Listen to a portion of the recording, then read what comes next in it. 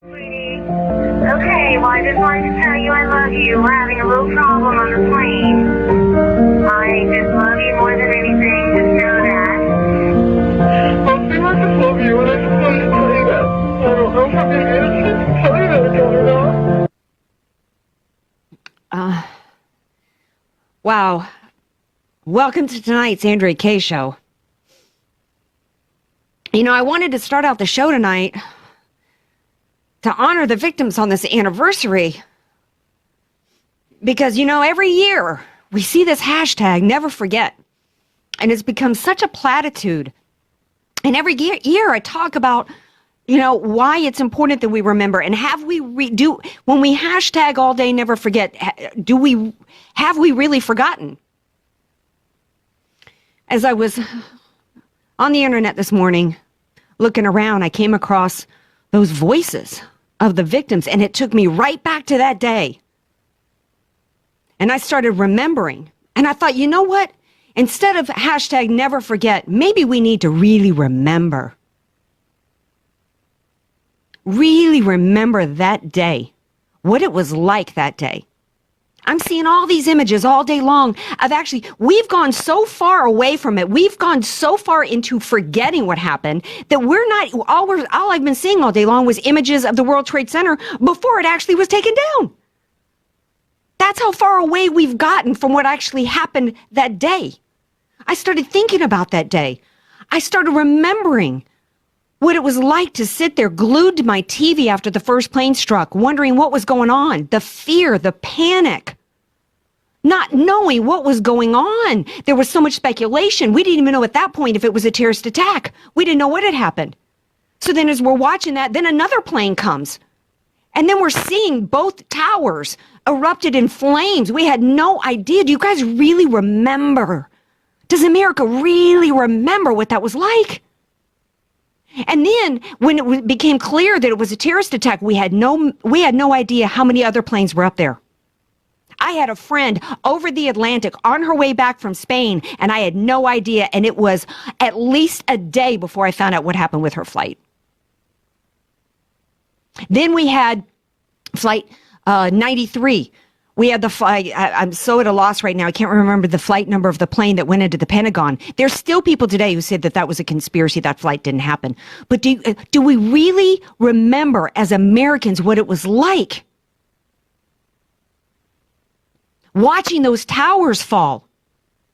The images, I mean, we can't, when people hashtag never forget, how many of those people really remember? Have they Flight 77. Have they, Flight 77, do we really remember as a nation?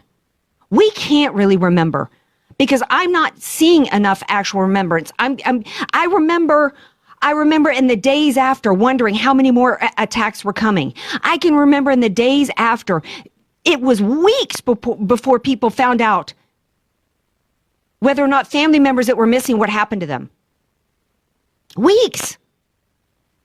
It was months before that area was cleaned up. I think it took 9 months. There was so much destruction in Lower Manhattan after the towers fell that it was like 9 months to a year before it even got cleaned up. Rudy Giuliani went to every funeral. Do we really remember the images of the funerals of the first responders that we lost? Have we forgotten the priest that was carried out on a stretcher, that lost his life as he was there to try to give last rites to people that were dying and to try to help recover bodies? We had to have forgotten because I'm not hearing anybody else really talking about the details of that day. Then we had all the fears of other types of potential attacks that were coming. I also remember, I got to thinking today and I got to really remembering the unity that we had as a country afterwards. 17 years ago, we had unity in this country. This was a country that united around the flag. We didn't have people kneeling and dissing the flag. We didn't have this kind of anti-American sentiment that's going on right now. We were united as a country. We were resolved. We said, this is Islamic terror, and we are going to rout it out wherever it is, and we are not going to allow this to happen on our shores again. Don't tell me that you haven't forgotten when we have it being taught in our schools. How many segments have I done on the show talking about the indoctrination that's being done in our schools of the very ideology that was behind taking down the towers that day? Don't tell me we haven't forgotten when Hillary Clinton gets 1,700, at first blush, 1,700 retweets on a tweet that says, let me be clear, Islam has nothing to do with Islamic terror. Yeah, we've forgotten. We've really forgotten when we have a so-called host on a TV show who is calling the president of the United States a greater threat to this country than Islamic terrorist. I mean, that's insane. We've forgotten. I can remember the unity that we had as a country. It was beautiful. I can even remember Congress people standing out on the steps of Congress praying. I think they even sang. I'm going to have DJ Carrot Sticks Google during the break. I think they sang a hymn song. Not How Great Thou Art, but I can't remember. I think they actually sang a hymn song. How much has changed in 17 years? We sure have forgotten. When we have courts overturning a president, when we have a president who can't even say, I want to stop people coming from terrorist-infested countries without him being called a bigot. When Americans are called bigots because they don't want to bring people here who share this ideology. Yeah, we've forgotten. I started listening to other tapes today. I listened to this one gal. Her name was Melissa Doy, calling from the tower, from one of the towers on the 83rd floor. I couldn't even play that audio for you guys. I was just so broken up. I'm wondering what you guys have remembered about this day, your own personal memories. If you have one you want to share, 888-344-1170. If you have a remembrance of that time in our life as a country that you think has been forgotten, I would love to hear from you. 888-344-1170. Or you can, the Facebook Live thread is happening. Please, share your thoughts there about what you remember of that time. Oh, Zach Gustine says he remembers seeing Congress hold hands and sing God Bless America. It'd be really nice if at least on the anniversary every year we could still have some unity around this country and sing God Bless America. Instead, we've got the NFL and other sports playing the national anthem. We've got anti-American sentiment running wild in this country. Joey Esparza says his memory, no, that's about Storm and Norman. Doreen says, I remember just crying in disbelief. Ron Babar says he remembers the people who jumped out free falling to their death. Yeah, so many memories that haunt us to this day. And I think it's really important. I get that there's some people. I posted a pic today of the falling man. I got a lot of heat last year for posting it. And some people... Jim from San Diego wants to comment. Some people think it's wrong to post these graphic images. But I think it's important to understand, just like we needed to see graphic images of World War II. One of the things I watched as a kid was World at War. We need to see this because otherwise, if we scrub this history from us, we are going to forget what happened and what this was about. And then these brave Americans will die in vain. I'm going to go to the phones real quick. Jim from San Diego is on the line. Hi, Jim. Welcome to the Andrea Kaye Show. Hi, Andrea. Hi there. What's on your mind? What do you remember? I just remember what a shock it was. You made a comment about the unity that we had afterwards, and we did. I mean, I've seen a lot of division for many years in this country, but it's gotten worse in recent years. But the one time that I could think of in the last 4 decades that we were united as Americans was right after 9/11 happened. And I don't know why it takes something like that to bring us together, and then so quickly everybody just breaks away from that and goes back to hating each other again.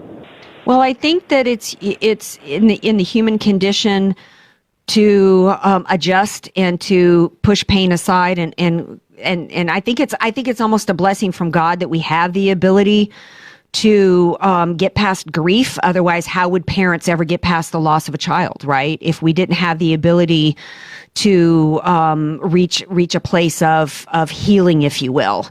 So I kind of, so it's kind of a natural thing for us to do, to kind of have some of that pain go away and become lessened over time. But what I think has happened is, since that time, there's been a movement on the part of many people in this country specifically to divide us.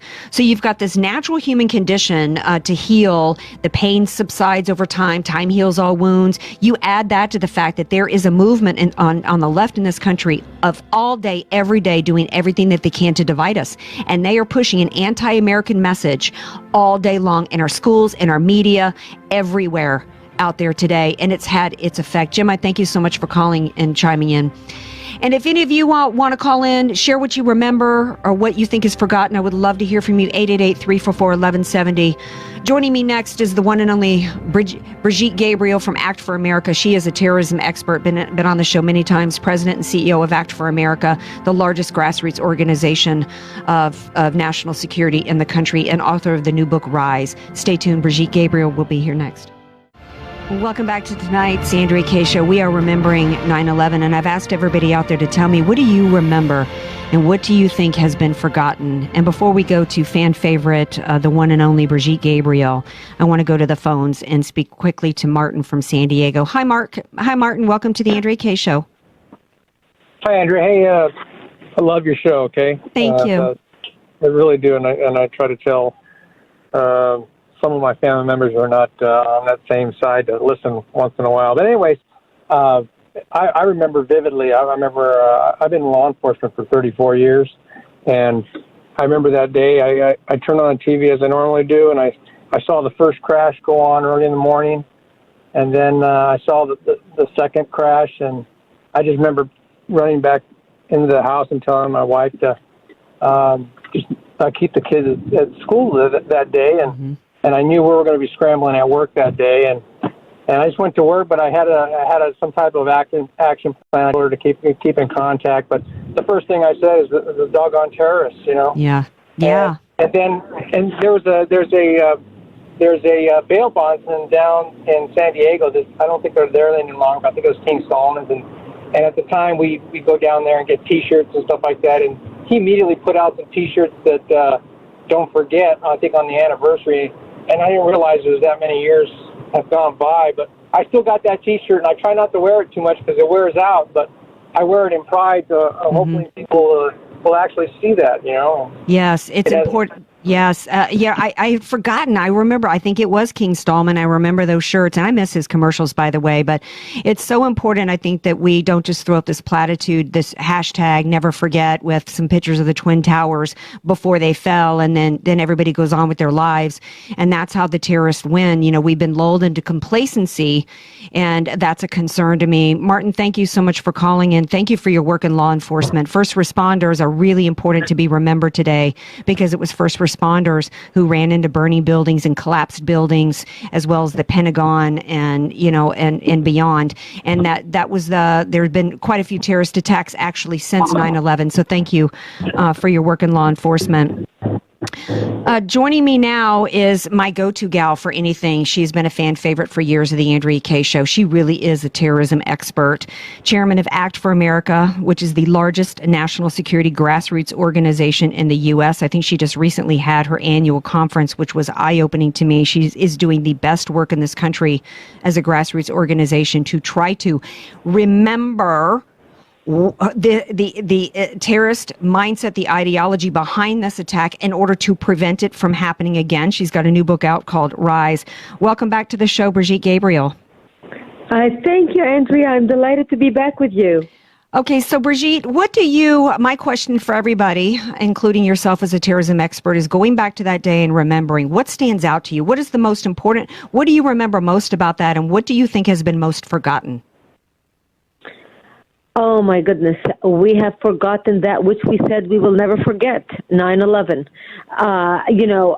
I was watching the coverage today, and how much the coverage has changed since 9/11.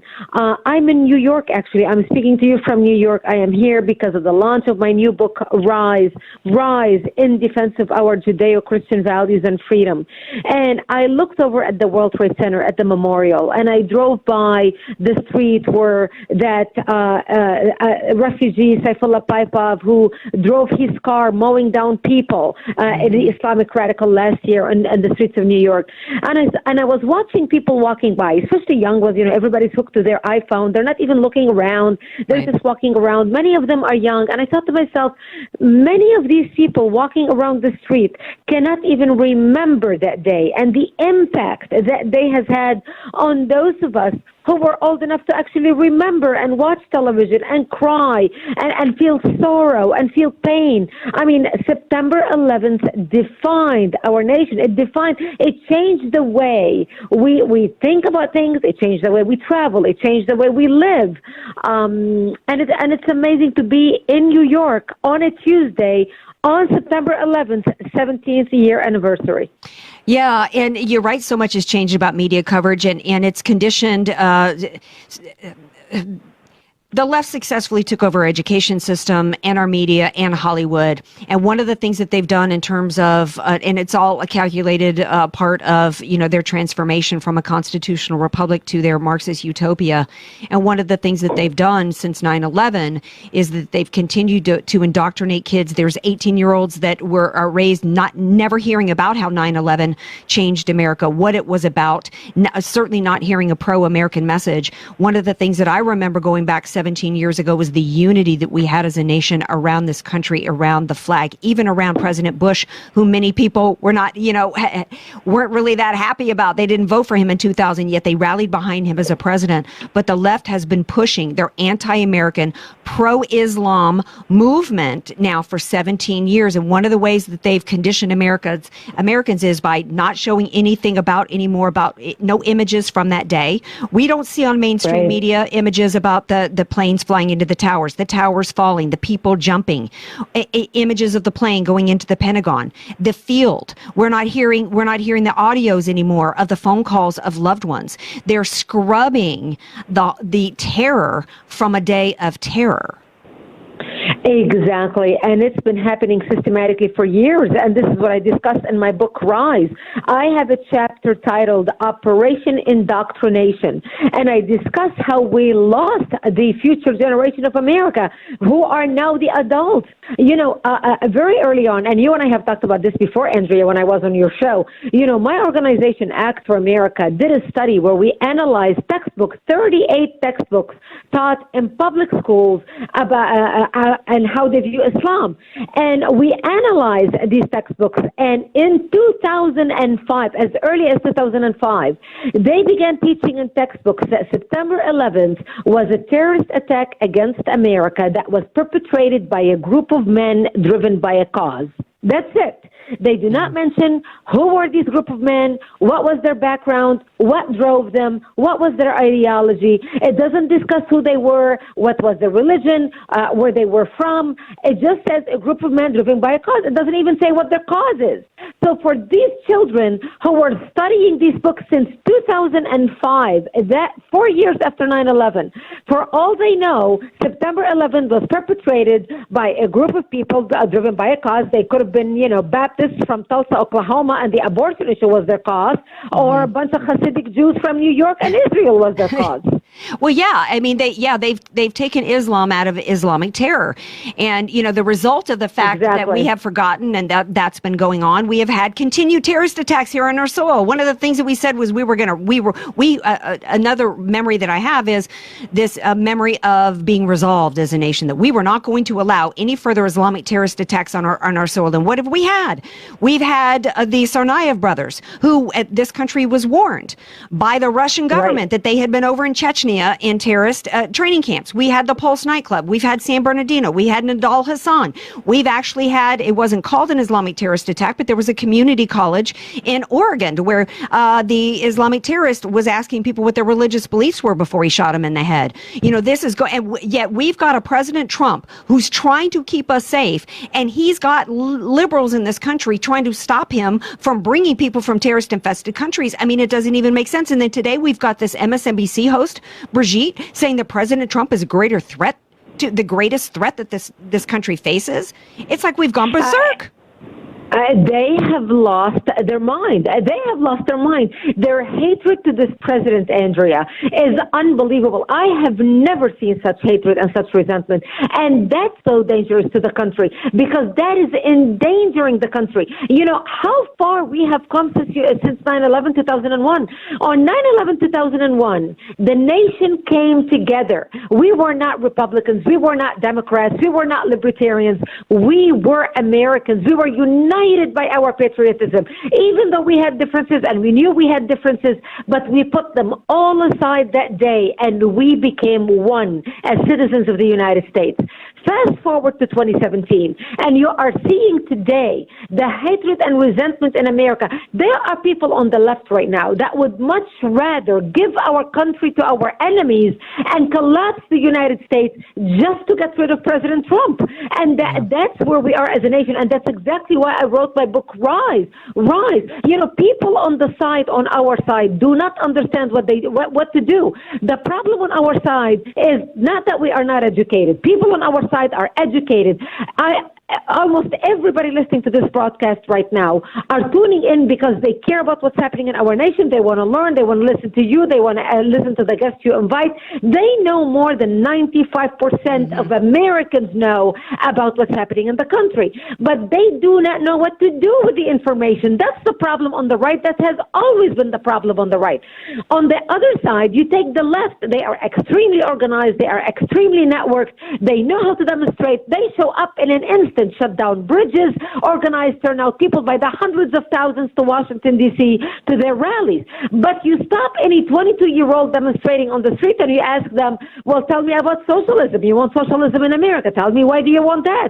They cannot even answer you why they want socialism. So what I try to do with my book, Rise, is not only educate about the problem, but tell people what they can do in their own community individually to protect the nation. To give you an idea, just a simple thing. We have a bill right now in Congress called the Serve and Protect Act, which will protect police officers and make the police a protected class and violence against them a hate crime. I'm proud to tell you that we passed that bill in the House. It is now presented in the Senate, and this bill makes injuring a police officer a crime, punishable by 5 years in prison, and if you kill a police officer, if the injury ends up in death, you can end up with life in prison. We must be able to pass laws and pressure our elected officials to pass laws that will protect our communities, that will ensure law and order in our communities, that will support those who are trying to protect us, that will also protect those who are trying to investigate terrorists in our communities. You know, we are now working on laws to support and beef up the FBI. We are bringing back under President Trump the ability to be able to educate FBI officials and our first responders and change our counterterrorism training manuals and insert back what jihad means or what radical Islam is. Because, you know, under Obama took out all these references to jihad, Islamic terrorism, Islamic radicalism. He took it all out. Yes. We were the blind leading the blind. Yeah, not only did he take it out of all the FBI and the investigative manuals, but what was her name, Napolitano, when she was the head of the Homeland Security, she said that right-wing Christians as well as returning veterans from the Iraq War were the greatest threat to this country, not terrorist and Islamic terrorism, which is absolutely insane. Brigitte, exactly. And you know who was consulting with them? The Islamic Front organizations like ISNA and CARE actually approved the purging of the counterterrorism training manuals. And I detail all that in the book. It is mind-boggling. It is, and it's mind-boggling that this is happening. So when in this country, in a post-9/11, it's one thing if that was happening pre-9/11, but this should not be happening in a post-9/11 America. Brigitte Gabriel, the book is Rise, and also I encourage everybody to get involved if there's a local chapter of Act for America near you that is truly an amazing grassroots organization. I've been to her annual conference. I know the work that they're doing. I've met with all the senators from Ted Cruz to Mike Pompeo before he was the head of the CIA and then Secretary of State, and I know the good work that Brigitte Gabriel is doing. Thank you so much for being here. Wonderful lady. Appreciate it. God bless you. Thank you. God bless you. Bye-bye. Bye now. All right, now stay tuned because we got another amazing lady. First time on the Andrea Kaye Show was going to be here to talk about it. And I'm curious to talk to her, Jessie Jane Duff, gunny sergeant, who's going to be here, because you know what? One of the things that people talk about on the anniversary of 9/11 is whether or not the choice to go into Iraq and Afghanistan, whether or not it was worth it. And I'm curious to hear her answer. Stay tuned. Jessie Jane Duff will be here. More Andrea Kaye Show coming up. Oh, and if you want to tell me what you remember or what you think is forgotten on this incredibly important day in America, the number is 888-344-1170. Welcome back to tonight's Andrea Kaye Show, in which we remember. It's not just about the hashtag never forget. It's about remembering truly what happened on 9/11 in 2001. And I've asked everybody to share with me what their memory is and what they remember of that day and what they think has been forgotten. And joining me on the phone now and holding on the phone is Esther. Hi, Esther. Welcome to the Andrea Kaye Show. You had a memory you wanted to share? Yes, can you hear me well? I can. Yes, my name is Esther Castillo, and I remember that particular morning I was taking, I heard the phone rang, and I went running, to my room, but I was wet, because I was taking a shower. And then my friend Mercedes said, Esther, are you watching the news? I said, no, I just came out from from taking a shower. Mm-hmm. She goes, Esther, turn off the TV. And then she was crying. I said, what's going on, Mercedes? What's going on? And then she said, oh, Esther, a plane, the Twin Towers, the terrorists hit the plane, hit the tower in a plane. Mm-hmm. And then I said, calm down. I said, everything is going to be fine, Oh no. And then I saw the second, the second tower. And then I said, calm down, Mercedes. And she was crying.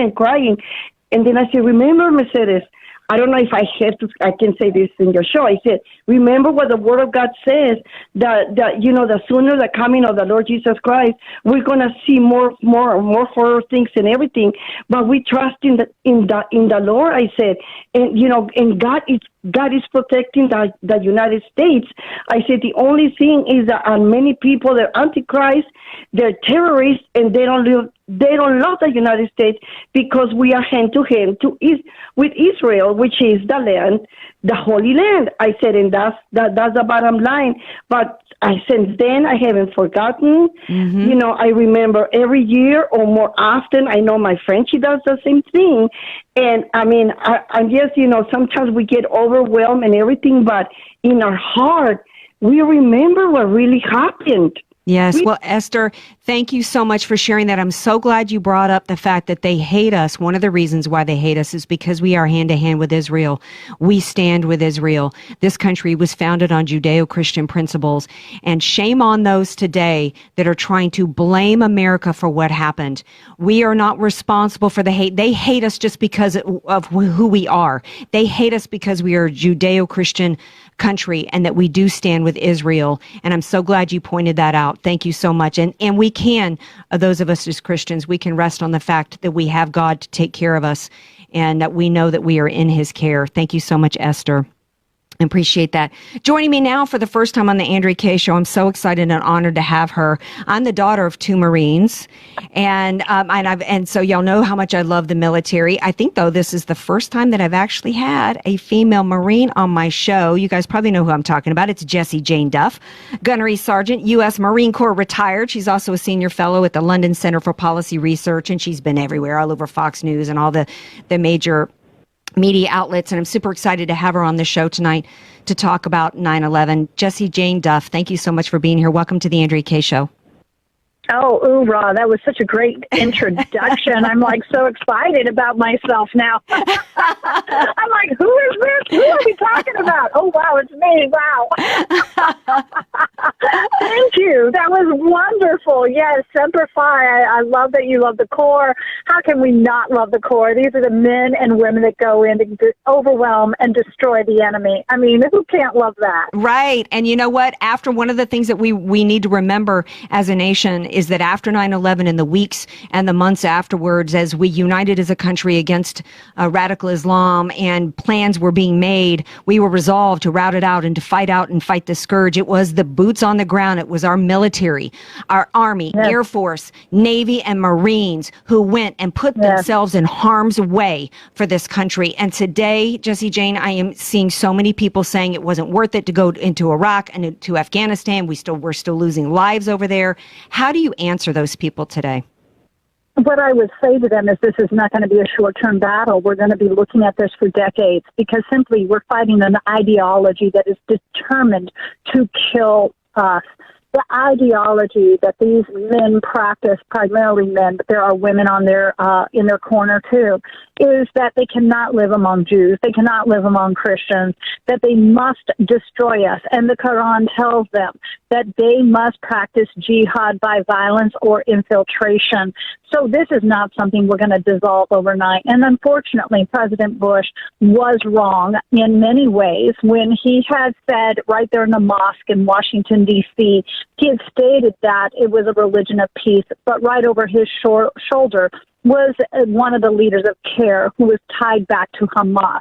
I mean, honestly, we were so naive back on September 11th after that in 2001. What we know today is that many of these groups have infiltrated our government. They have infiltrated our livelihood. They have infiltrated our schools. I mean, we often now are told to respect them when, in fact, they have no respect for us. Mm-hmm. And we're torn now as a society because the Obama administration whitewashed the very language that told us who our enemy was.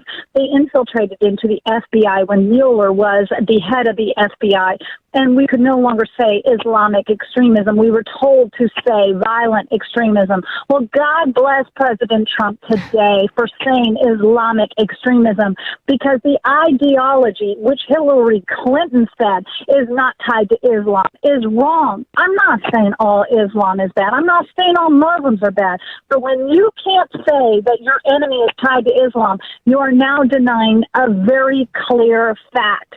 We see it here in the United States now. We saw in New Mexico a family that was raising children to teach them how to go into schools and have mass shootings. We saw it in San Bernardino. We saw it in the Pulse nightclub. We saw it in Boston. And we saw it in Fort Hood. And those are just off the top of my head. We don't even know. Oh, let's talk about the shoe bomber and the Christmas tree bomber. They will always try to infiltrate us. And God watched over us today. Today is a very special day in our history. It's an important day, and we didn't see any significant attacks, but that doesn't mean they don't want to kill us. No. Never forget, over 3,000 Americans were killed on this day just 17 years ago today. We may not see it with a plane, but we will see it with a bomb. We will see it with a knife. We will see it with a vehicle. They will kill us, and they will kill us again. Absolutely. Another one that just comes into mind, Brigitte Gabriel was on earlier, and she was talking about in New York City where an Islamic terrorist ran I think it was a van or a truck on a jogging route. There was a refugee at Ohio State University that took a truck up on a sidewalk.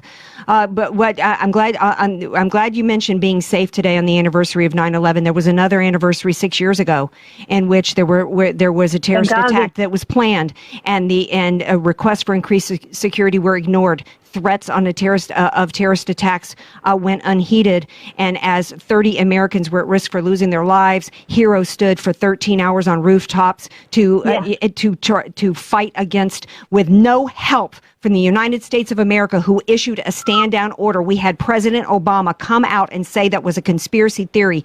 The conspiracy involved the lying to the victims and to America, blaming it on a video. And what made it even more cynical and more toxic, Jessie Jane Duff, was the fact that they specifically chose to scapegoat America and free speech. They intentionally blamed it on a video that supposedly defamed Muhammad. How insulting to America that they did that.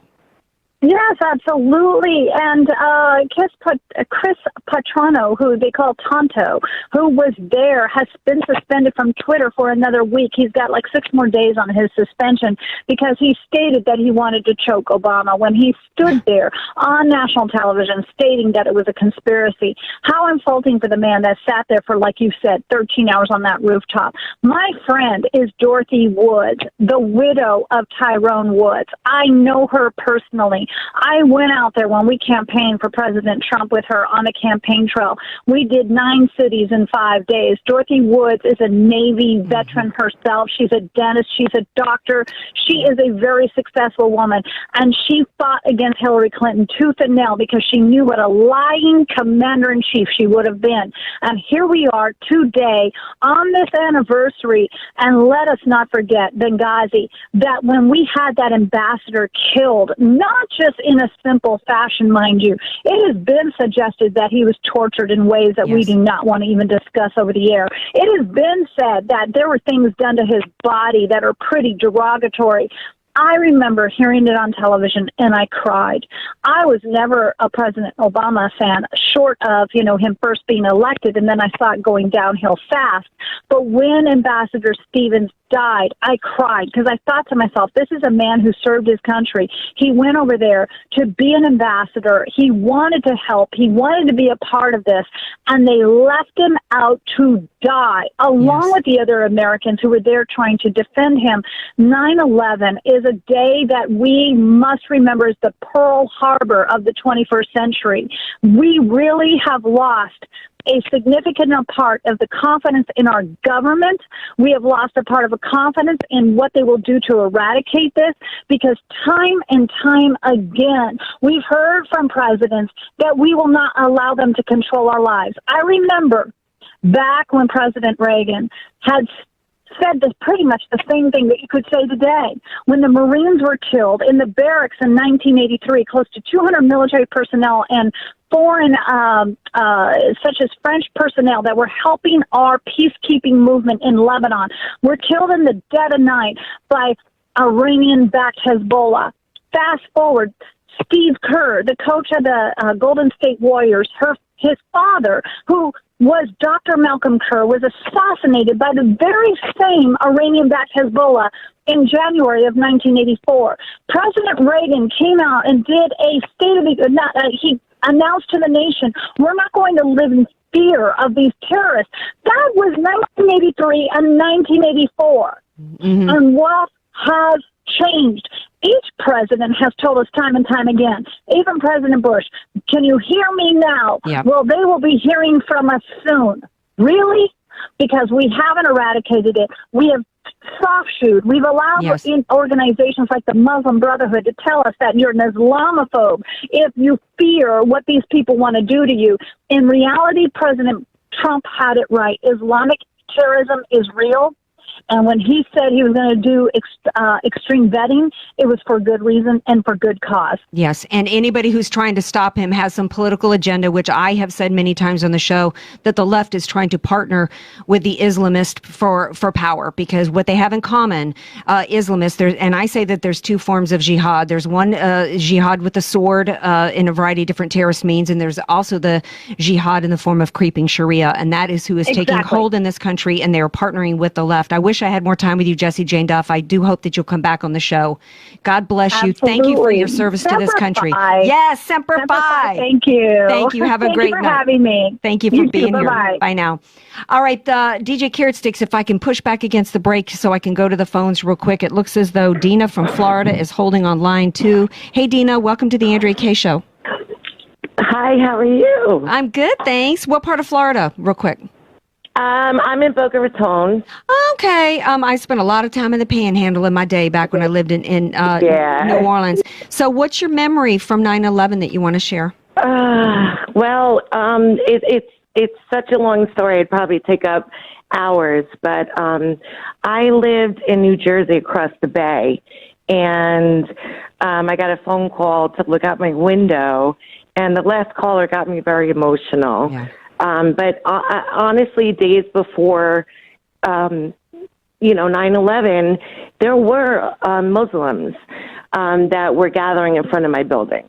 And they wouldn't let us walk through the building, or they just had hate in their eyes. Yeah. And honestly, I'm not racist. I'm all for everyone's religion. But honestly, when that day happened, there were people cheering in front of our building. My balcony filled with smoke. I didn't know if my building was going to get hit next. I lived in the high rise. My mother lived across up the hill, I would say, because we lived in a high point in New Jersey that overlooked all of Manhattan, and our view was the Twin Towers. Wow. So we actually saw all the smoke and everything. So I had a 6-month-old, and I was worried what to do with him. So we had to leave because my balcony was filling up with smoke. I didn't know, if it was bad for us to breathe in or not. Which, of course, it was. I mean, there's a lot of a lot of people have died from cancer, so that was a good move to leave. But I'm so glad you're sharing this, because very few people are talking today about the reality of those that celebrated the Muslims in this country, and the unfortunate situation that we're in is you. I can hear that you're almost feeling guilty to say, I'm not. You feel like you have to say I'm not a racist. The reality is this is why we need the extreme vetting, because we have no way of knowing if somebody coming here who's Islam. How do you know? You can't look at at somebody who's Islamic. And I knew the woman that lived in that building. And she would smile. She had a child. They all dressed in their, I guess, their religious garbs. And, we would say hello and we would speak here and there. I would see her, but afterwards, all of these people showed up and they were there and they were cheering and they were yelling. Meanwhile, my mother lived in a penthouse down the street, and I didn't know if her building was going to be 1 minute to the end of the show. We're trying to figure out, okay, we're going to meet at this park or this park. But, I mean, the memorials that were on my lawn, I lived right in front of the ferries. They actually had to decontaminate people coming off the ferries. There was tents. Yeah, I wish we had more time, Dina. We've got less than a minute left of the show. Thank you so much for calling in. One of the things that's so important that Dina mentioned there was the fact that, she didn't know if her mother's building was going to be taken down. That's what I'm talking about, that we need to remember what that was like, the fear that it instilled in us as a nation. We need to reunite as a nation. We need to reunite with our love of country and patriotism, as well as the resolve that we are not going to allow Islamic terror to continue in this country. Thank you all for being here and sharing your remembrance with me. I'm going to be right back tomorrow night at 6. Love you all. Have a great night.